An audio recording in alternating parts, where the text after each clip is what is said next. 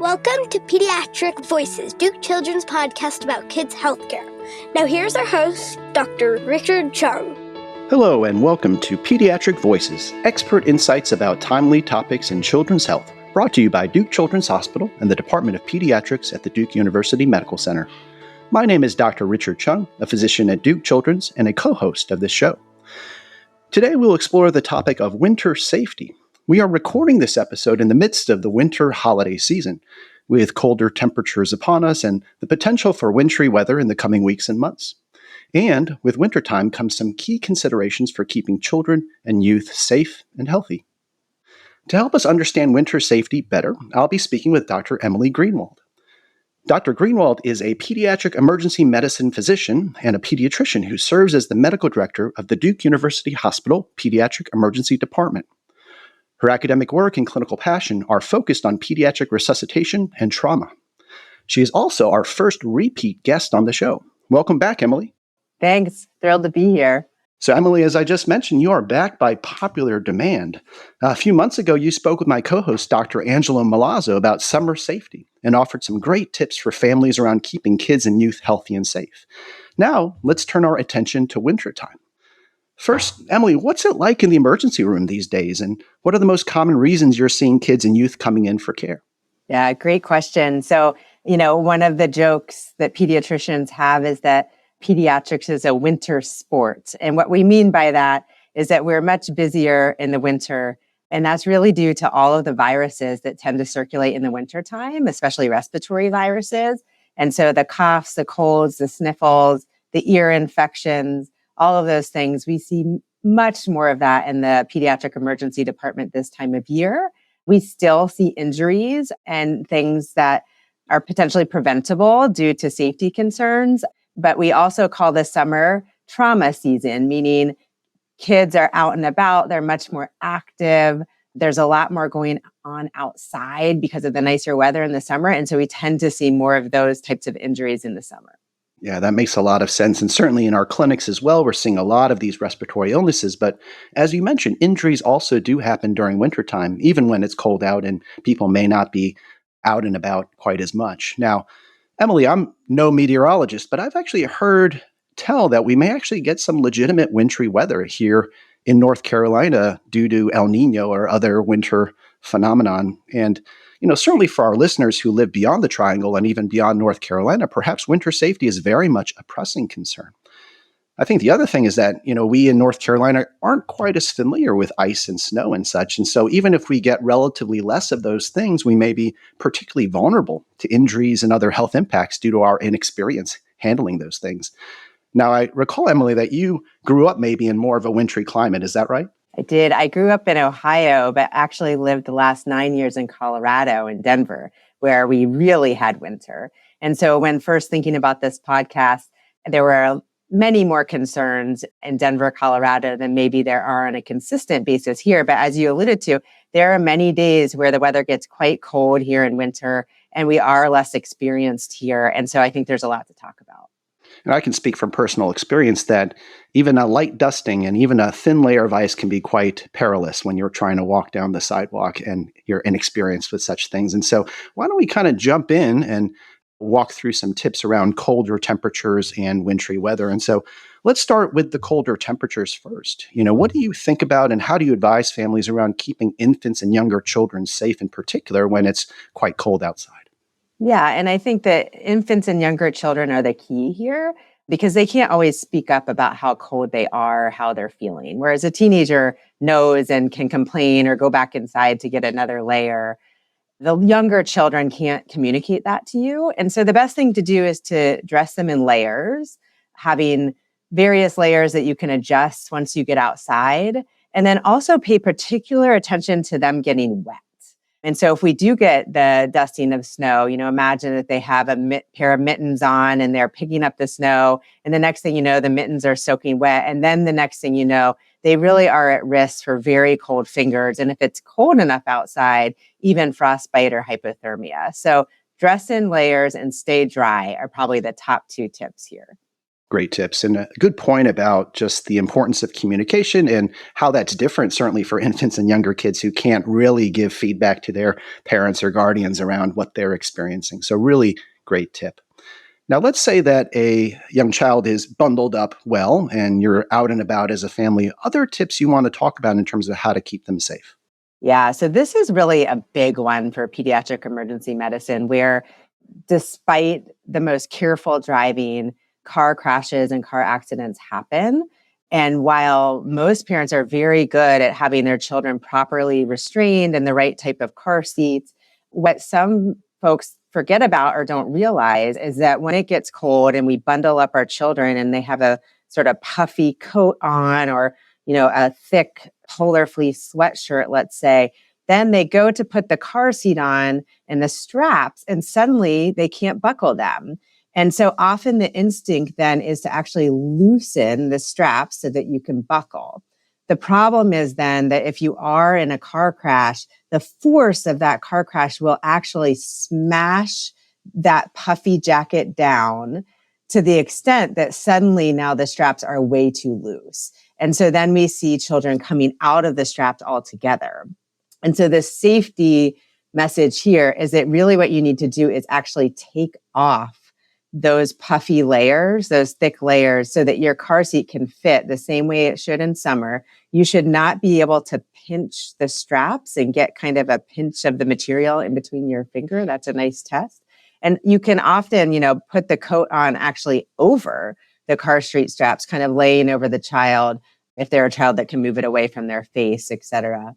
And then related, for the bucket type car seats for infants, you don't want to put a big coat over the child or a blanket over the child near their face, because that's not safe if they fall asleep, et cetera. But what you can do is actually keep that bucket type car seat in your home. And that way it's warm for when you take it out to the car, and the child isn't going to lose as much heat through just the surface of the car seat itself. Excellent. Really great tips, and something that I personally hadn't really given much thought to, particularly around the fit of the car seat and what winter clothing and coats and such might do around the goodness of fit and the effect of that car seat should a car accident happen. So thank you for those tips. This also reminds me, as we're talking about bundling up and the impacts of that on particularly in infant safety, this reminds me of a podcast episode we did a couple months ago around infant sleep, actually, with Dr. Sophie Shake and Christina Nazareth-Pigeon, two of our colleagues here at Duke.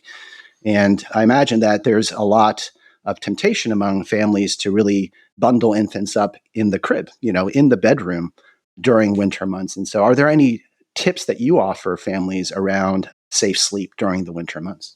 Yeah, absolutely. So not only do differences happen in terms of child sleep safety just because it's cold, but also many families travel during the holidays. And so they may find themselves having their infant or young child sleeping in a different environment that can have different safety concerns. And so first of all, your child should be warm when they're sleeping, absolutely. But still for infant sleep, they need to be sleeping on a surface that's flat on their backs, and then without loose things. So a blanket for an infant would be considered a loose thing. And there are products in the marketplace that are sort of like the kid's arm goes through a type of blanket and then it zips up, almost shaped like a triangle over the infant. And those are safe because they can't fall off and end up, on top of the child's face. And so looking at a product like that, raising the heat in your home slightly so that you don't need to be using unsafe products in the crib is another idea. But it can be really tempting to offer an extra blanket or a lot of bulky clothing, and really that's just not safe. Secondly, when you're traveling, you need to plan for that safe sleep environment for your infant. If you're taking, for example, a foldable crib with you, make sure that you've got something warm enough for your child to sleep in. It's not okay to just that one night sleep next to the parent in the bed with a comforter because you've gone to a family member's house. That can be really dangerous and lead to tragedy that we all want to avoid. That's such a good point. Let's follow that thread a little bit. During winter months, particularly the holiday season, many families might be traveling to other settings, maybe visiting relatives or staying elsewhere. What are some other considerations, in addition to kind of the sleep environment for infants, other considerations to be thinking about when you go into other people's homes with young children in particular? Yeah, and this is one that we think about and talk about a lot in the pediatric emergency department. And there's this idea that there are certain medications that many older people take for blood pressure or heart problems. And there's a category of medications that, as pediatric emergency physicians, we say one pill can kill. And it's true that certain heart medications and blood pressure medications, if a young child who's, seen a lot of new candy in the holiday season suddenly sees something that looks like a candy on the floor, or even in a counter in a pill minder that's not secure, they may think that's candy and put even just one into their mouth. They may decide that it tastes bad, but if they swallow it, some of these medications can be very dangerous. And so thinking when you go to other people's homes, asking, do they have medications in the homes, and are those medications secure? Because the family members may not have children themselves, and so they may not need to secure these medications on a regular basis. But if you have young children that may get into these medications, it's a good idea to have the conversation before you go. Excellent point. And I imagine that there are a lot of different facets of different environments, different homes that may not be quite as baby-proofed as your home environment. So things like medicines lying around or other hazards, perhaps, that parents might be really attuned to in their home environment, but have difficulty fully controlling when they're out and about, I think is probably a common concern, and not something that parents may have bandwidth to really think thoroughly about, because traveling in and of itself is such a chaotic time during the holidays. Yeah, that's absolutely true. I think a lot of the injuries we see happen exactly in that way, that there's some new exposure in a new environment, and there's a holiday party going on, and a lot to take in, and you're keeping track of your young child or toddler, and the next thing you know, they've gone up to the interesting fireplace that's beautiful to all of us and very interesting to a young child, and it's protected with a nice glass shield that the child doesn't realize is hot, and they put their hand on it and instantly get a burn, for example. We see quite a bit of that, and oftentimes it's not a fireplace within the home, because then it's in an environment that the parent knows to be vigilant and to train their child and put safety mechanisms in place. It's rather in a different environment where there's a lot for the parents or guardians to take in to protect against every safety concern. And so at least having heard about some of these on a podcast or otherwise can help bring it front of mind for these parties and other super great and fun things, but safety concerns also that happen during the holiday season. Excellent. Thank you for those tips, Emily. Let's turn our attention to what I alluded to before and my own personal experience with just kind of slipping and falling during winter weather and such. And so, as I alluded to, kids in North Carolina growing up here may have relatively less experience managing snow and ice. But if we should get that kind of weather, what are the types of injuries you're seeing that families should be aware of? And what are some tips in terms of just kind of avoiding even run-of-the-mill slips and falls? Yeah, sometimes that's hard. I mean, I have a 6-year-old and he goes at Mach 10 all the time. And to tell him to slow down is really tricky. And he's been like that his whole life. And so it's difficult. I think the kids will slip. They are closer to the ground, which helps. And they also don't tend to get fractures the same way, an elderly person would. An 80-year-old who falls, they're much more likely to have a serious injury than a 3 or 4-year-old. So that's a good thing.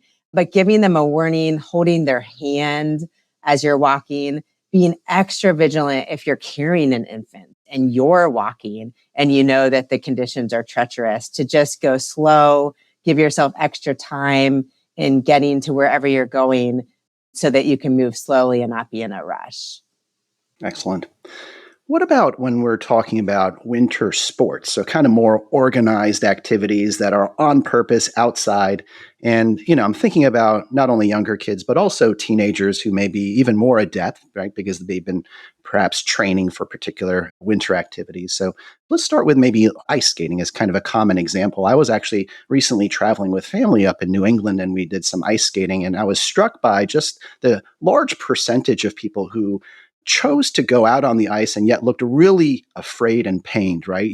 These people kind of gripping the sides of the rink, but that's a common experience, right? And it just brought out in the pediatrician part of me concerns for injury. And so any tips around ice skating, whether kind of organized or maybe just as a recreational activity? Yeah, 100%. So I'm one of those people where I consider myself to be an athlete and I like to ski and things like that. And as soon as I get on the ice skating, I look entirely terrified because there's a lot of risk with ice skating. And the next thing you know, you can fall backwards and hit your head, for example. And we've seen some serious head injuries with ice skating. And so I actually recently took my children to an ice skating rink nearby. And actually, they were the only children there wearing helmets. And I was really surprised to see that. And I think it's just not something that people think of. But I think especially if you're an inexperienced ice skater or you're inexperienced and there are people moving quickly who are experienced next to you, they could easily run into you. We see that a lot skiing in Colorado. Many of our most serious injuries actually were when a more experienced skier going very fast actually ran into a beginner skier that did something that was unpredictable that the experienced skier wasn't expecting. And the same thing can happen with ice skating. And so wearing a helmet, being vigilant about, is this skating rink so busy that I can actually stay away from people, or do I need to wait for when some people come off the ice and then go, things like that. But you also have to be willing to accept inherent risk. I mean, no matter all the safety precautions you're taking, you cannot remove all the safety risk of ice skating or skiing. And these things are fun. And so you have to balance that as a parent and also as a child. Great points. I think that balance is so key and is such a point of tension, I think, for parents, right, who want their kids to really experience things and have fun, but then are also very attuned to concerns around safety.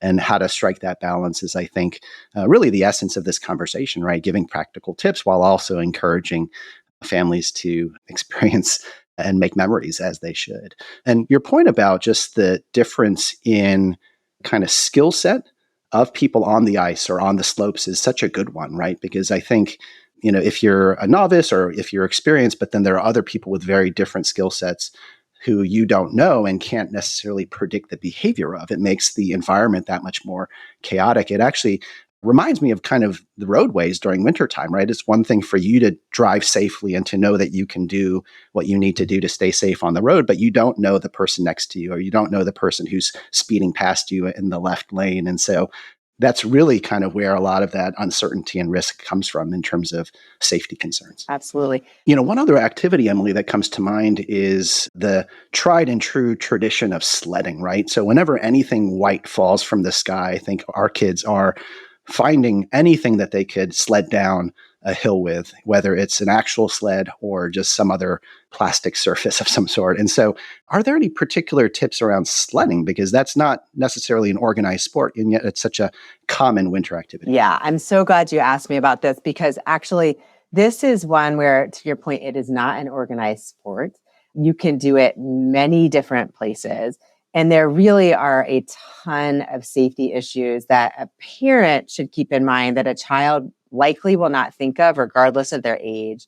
And sadly, I have seen a number of sledding true tragedies in my career that really probably could have been avoided. And so some things to think about. Don't go head first.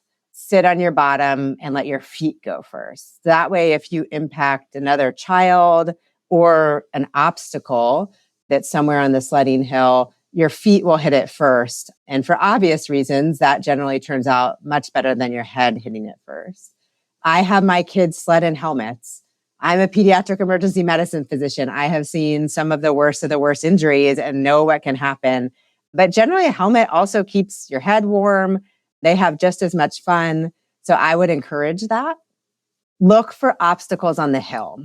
If there's a tree, guaranteed your child will run into it. So find a different hill that doesn't have a tree on the way down, because you can't really steer a sled. Many safety blogs talk about, having a sled that you can steer.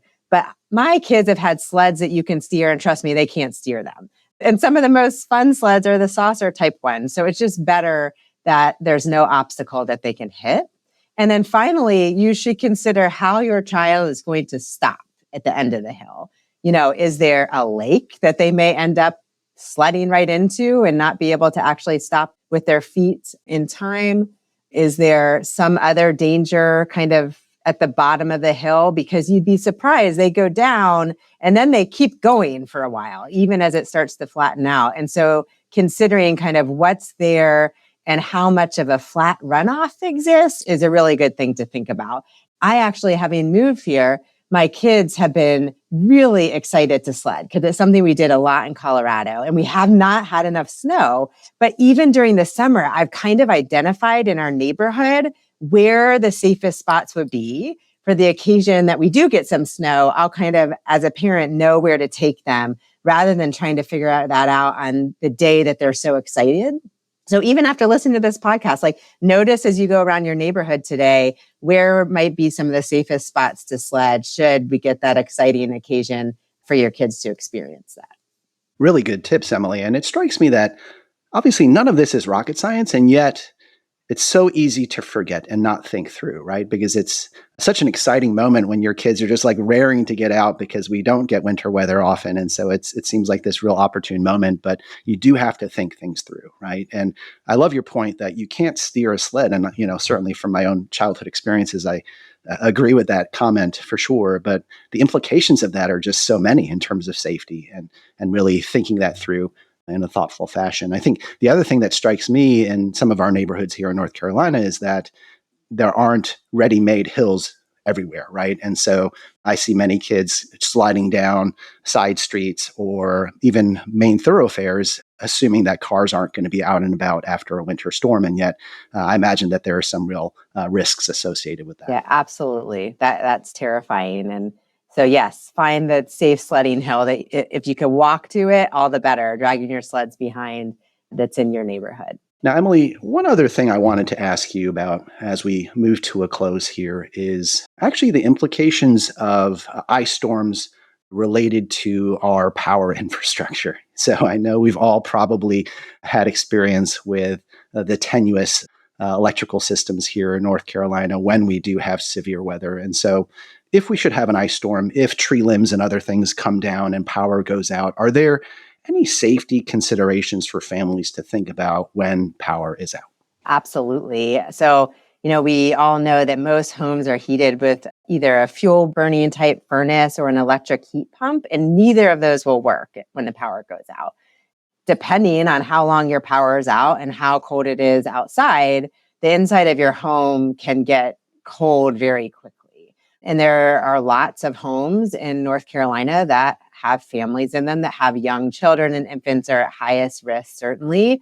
And so really the best thing to do is if you have an alternate place to go that does have power, whether it's a family member or friend's house, to stay warm with that young child or infant, because it is so challenging to layer them up safely, as we've already talked about. And then it's good to have a go bag. I mean, Carolina does have ice storms and those limbs come down. And actually in my neighborhood, for whatever reason, every time we have big winds in a storm, the power goes out. I seem to have the lucky neighborhood for that. And so we made a go bag as a family we know where it is. It's got flashlights in it. It's got formula. It's got some extra batteries to keep the devices charged, and a few things that we need and can get to quickly so that if the power goes out, we're ready and not searching all over the house in the dark for these things.